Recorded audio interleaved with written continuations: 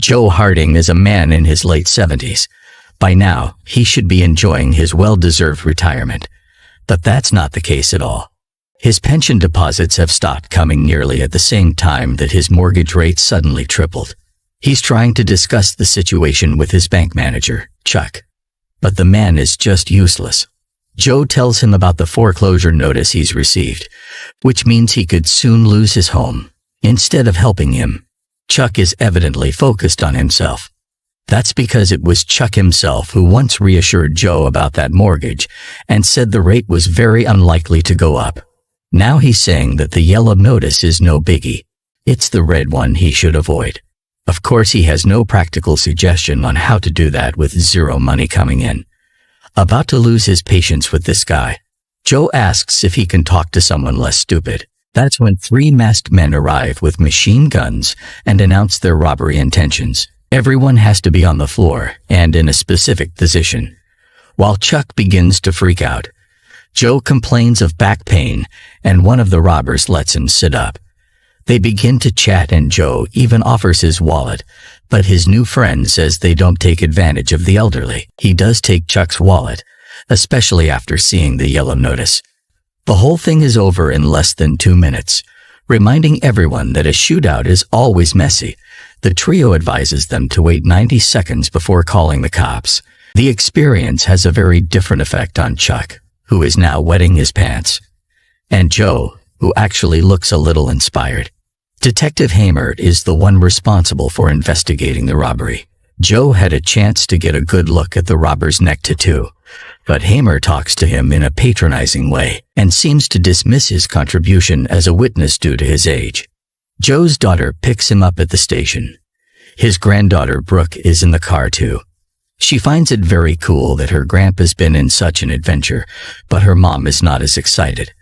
They have recently moved in with him for financial reasons, which makes him even more worried about that yellow notice. When they get home, he's surprised to see Detective Hamer talking about the robber's tattoo on the news. He says it's their main lead now. Once they find the tattoo artist, they'll get to the criminals in no time. That's exactly what Joe had told him earlier. A few days later, Joe meets his BFFs at the park. Willie and Albert are also retired, and they used to work for the same company as Joe, Wexler Steel. All 3 of them have received an ominous letter about a company announcement they should attend. It has to be about those pension checks, which have also stopped coming for Albert and Willie. So the 3 friends go there together to find out what's going on. And it's actually terrible news. After a huge merger, the company is moving all manufacturing to Vietnam. Without any U.S. operations, they no longer have any fiscal responsibility, which means the pension fund was dissolved, and there is nothing that can be done about it. At the diner, the waitress Mitzi gets sad to see her favorite trio of customers looking so defeated. Joe says a lawsuit would probably take longer than they have left to live, and without those checks, Willie can barely pay this month's rent. In fact, he can't even afford to order a piece of pie right now. But Mitzi brings one anyway, on the house. She says life is short. Grumpier than usual, Albert thanks her for the reminder. Willie and Albert are actually roommates. They live right across from Joe, and he often comes over to watch corny reality shows with them. Tonight, Willie asks him if they'll be all right. Joe says, sure. It all works out in the end, but we can see he is not that confident in his own words. And then he crosses the street to get home and finds the dreaded red notice. Sadly, Joe is not the only one who has a secret. Willie is in urgent need of a kidney transplant, and his age puts him way down the list. His doctor says dialysis is not working much and his best option would be finding a direct donor among his friends and family. Willie says he'll ask them, but we all know it's a lie. He's embarrassed to cause so much trouble to anyone he loves. But let's talk about real pain now. As a music teacher, Albert is sometimes required to endure more than his ears can take. Finally bursting into honesty, he's relieved to see that his student also hates it. He explains the situation to the boy's grandma, a woman named Annie, and she doesn't care either. It turns out she used to see Albert perform as a musician back in the day, and the kid was only an excuse to get closer to her crush. Now Joe is waiting for Brooke outside her school to walk her home as he always does. She's proud to show him a biology test she aced and casually reminds him of their deal. If she manages to get straight A's, he'll get her a puppy. In the evening, Willie celebrates his birthday at the $4 Thursday buffet. Joe takes the opportunity to share his thoughts about becoming a bank robber. The other two laugh at the idea, but he shows them the red notice. The bank will take his home in 30 days. He has nothing to lose. In fact, even if he gets caught, that means 3 meals a day and a healthcare upgrade. Later on, Willie calls Joe to tell him what his birthday wish was. He wants to be able to see his family more often and eat more pie, lots more. So he wakes Albert and says Joe's on the phone. Albert says he doesn't talk to criminals, but we can see he is also thinking about it. Time for some training then. Albert is making cordon bleu tonight, but his outlaw friends tell him to stay in the car while they get the ingredients at the store. Surely you know what they mean by get. Suspecting the same, Albert disobeys their instructions and goes in as well. When Willie and Joe walk out barely able to hold the stolen goods inside their jackets, the security guard is right behind them, and their getaway driver is gone. Once you've turned to a life of crime, that's all you know now. So Joe grabs a ladies' ride in the parking lot and tries to escape with Willie in the basket. In the store, Albert is also approached and makes it worse by running away, even knowing he hasn't taken anything. After a completely pathetic chase, the 3 senior citizens are lectured by the store manager, who ends up giving them coupons for their next purchase. Now, such a fiasco must have brought these two back to their senses, right? Wrong. All they take from the experience is that they need professional help, which means Brooke's father. Not a criminal himself, but their only acquaintance who can put them in touch with one. Meanwhile, Albert is at the store again, making it clear that he's not stealing anything. And guess who works there? Annie, his fan. Firmly committed to being honest, Albert tells her to stop with the flirting.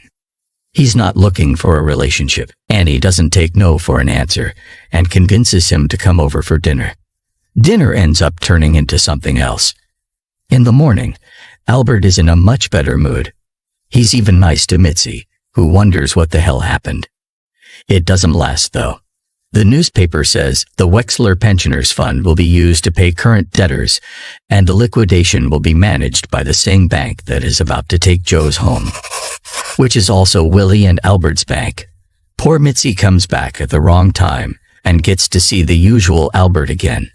As she leaves, he takes a deep breath and tells them he's in, with one condition. He doesn't want to rob just any bank. He wants to rob their bank. So now the 3 musketeers are at the Cameo pet shop. They're talking to the expert, Jesus Garcia, and smoking pot to prove to him they are bad boys. Not sure of what to make of these oddballs, Jesus agrees to help them if they promise to be careful. Their time frame is set to 20 days from now. Jesus explains that bank robbing is an art form like any other, and it takes lots of observation and study. As they are all WBS clients and elderly, they're already expected to show up all the time. That makes the reconnaissance visits even easier. The getaway car is very important. It's always best to pick something no one suspects. With a little help from Annie, they also try to get in shape as much as possible. If the people at the bank know they're dealing with a bunch of tired grandpas, they'll be done for. So they gotta make the most of the masks and make everyone believe this is a gang of young thugs. Another crucial part is the alibi. The date is set to Wednesday the 14th, so it coincides with the lodge fundraiser. Our bandits then volunteer to be in the T-shirt committee. According to Jesus, police response to a robbery in progress is from 2 to 4 minutes, so they must wrap it up faster than that. Their first rehearsal does not go well, but a man whose name is Jesus can afford to have a little faith. And now for the guns. It's very clear that they are only there for the worst-case scenario, especially considering that they're horrible shots. Albert can barely fire a gun. Finally, it's their big day. Joe is training his ex-son-in-law on fathering, starting from breakfast. This guy is the family's backup plan to help raise Brooke. If things go south today, Joe's daughter shouldn't have to do all this alone. Not that anyone consulted her before, of course. She is very surprised to see her ex in the kitchen, making breakfast for their daughter. Brooke herself is totally shocked. On their way to school, she asks Joe if her dad went nuts or something. He answers that he's just realized he's been missing out on so much. Then he gets a bit emotional, and the girl asks him what's going on. He changes the subject quickly and reminds her of the carnival today. Brooke's dad can tell Joe is up to no good, and he tries to talk about it after she goes in. But the old man won't take the advice. He only tells him to be prepared for anything. At the carnival, everyone is wearing the same bright yellow shirts they've manufactured in Annie's backyard. It looks like a convention of minions. A little after 2 p.m., our men are in position. Joe tells his friend Paul that he's going to check in at the ticket office.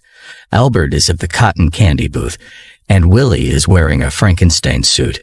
15 minutes later, they're in the car wearing suits. Joe says he decided to use blanks instead of real bullets. No one should get hurt today. They park the vehicle right outside the Doty BS building and put on their Rat Pack masks. So much for hiding their age. As they walk in, Joe fires a blank into the air and everyone screams. He begins to address the hostages, but then Albert takes over. And it turns out he's a natural. His opening speech gets the ball rolling smoothly, and even the security guard decides these are professionals, not to be messed with. Chuck immediately takes the same position the previous robbers had requested, beautifully trained. While Joe and Willie collect the cash, Albert oversees the operation with a stopwatch, letting them know how long they have left. Everything is going according to plan. But when a little girl offers her doll to Willie, he feels bad for her and diverts from the script. Once the teller is no longer closely watched, she presses the silent alarm. The police are on their way there. Willie comes closer to the little girl to tell her that everything will be okay. Leaning down, he feels lightheaded and falls down. Chuck takes the opportunity to reach for the gun the security guard had kicked away. Trying to help Willie, the girl begins to pull his mask off so he can breathe. Joe's comes quickly and helps him stand up. Albert is yelling that they've just hit the 2-minute mark. The three of them are ready to go, but now Chuck has decided he will not be a victim again. He has a gun with real bullets, and he's telling them to drop the money, but Albert does not back down. He begins to count to 3, hoping that Chuck will chicken out. He doesn't. Luckily, he's an even worse shot than our guys. He fires a whole round directly at the robbers, and still manages to miss them. Albert is so mad, he forgets about the stopwatch, and takes his time. He tells Chuck he's about to meet his maker and fires repeatedly at him. Chuck almost dies for real before he says these are just blanks. 10 seconds later, our boys and their money are safely on the getaway ride. The hard part is over. At night, they celebrate the successful heist with a decent dinner. Willie orders a piece of each pie they have and lots of champagne. But when they leave, he suddenly collapses, and they must call an ambulance. At the hospital, the doctor tells them he won't leave without a new kidney. They go to his room and give him a hard time for keeping the secret from them. On the TV, they see Detective Hamer is on the case. Footage from the surveillance cameras is all over the news. Remember that store manager? He sees that footage too, and it seems familiar. So he calls Hamer to compare the snippets and asks him who runs like that.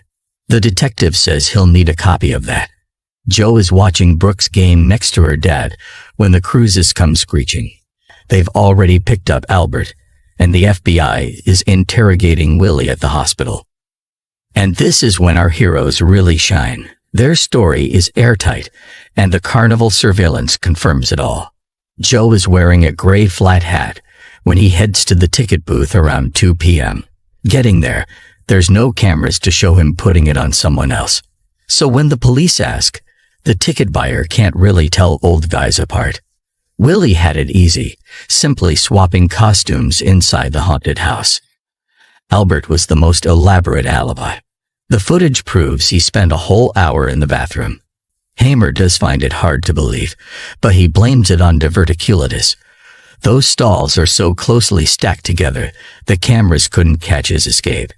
And then all three got immediately back to the carnival, with Albert sharing the stage with Annie for a karaoke performance no one could miss. Detective Hamer says their plan is almost perfect. If it weren't for the eyewitness, of course. Lined up in wheelchairs, they wait nervously for that little girl to point at the right man. She stops right in front of Willie, but tells Hamer he is not the man she saw at the bank. So now, it's time for Joe to keep his promise. He's at the usual diner with Jesus Garcia, who is giving him that puppy for Brooke. When asked about his commission, he says he wouldn't take advantage of the elderly. Joe has heard those exact same words before. Realizing Jesus was that bank robber, he asks him about that tattoo. Jesus says it was a fake to send the police barking at the wrong tree. Speaking of the devil, Detective Hamer is here to return some documents. Joe and Jesus look at each other nervously when he begins to play with the puppy, but he doesn't see what's right above the little guy. When they all leave, Mitzi begins to complain about the tip. Not for long, though. And what about Willie's kidney? Well, he's getting a new one from Albert, who admits he's a bit afraid of the procedure. When we see Joe and Willie in dark suits talking about him to a crowd, it really looks like the surgery didn't go that well for him. Thankfully, it's not what it looks like. Albert is standing right next to them, alive and well. In fact, he's getting married. And this is the end.